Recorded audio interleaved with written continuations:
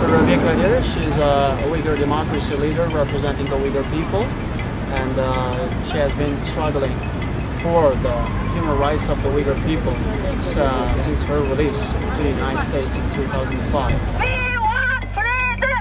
We want freedom! Freedom for Uyghur! Freedom for Uyghur! Freedom for Tibet! Freedom for Tibet! Biz Tibetlikler bilen birlik qilamiz. Çünkü bizni 49-yılı besib algan, Tibetni 50-yılı besib algan, bizning Uyg'urlarning o'zimizning davlatli territoriyamiz bo'lgan, Tibetliklarning o'zining davlatli territoriyasi bo'lgan, biz ikkimizning taqdiri o'xshash. Shunda bo'lg'achqa har qatımlıq faoliyatlarni biz birga olib boramiz. Jungo hukumatining bostirishi, milliy kimligimizni yo'qotishi Tibet bilan bizning o'xshash.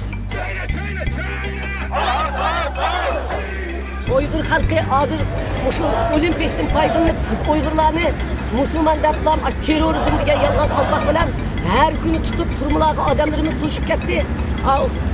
Uyg'ur xalqining ustidan Xitoy hukumati olimpiyatni tinch o'tkazamiz degan foydadan foydalanib, intayin qattiq bostirib davlat terrorizmiga yurgizyapti.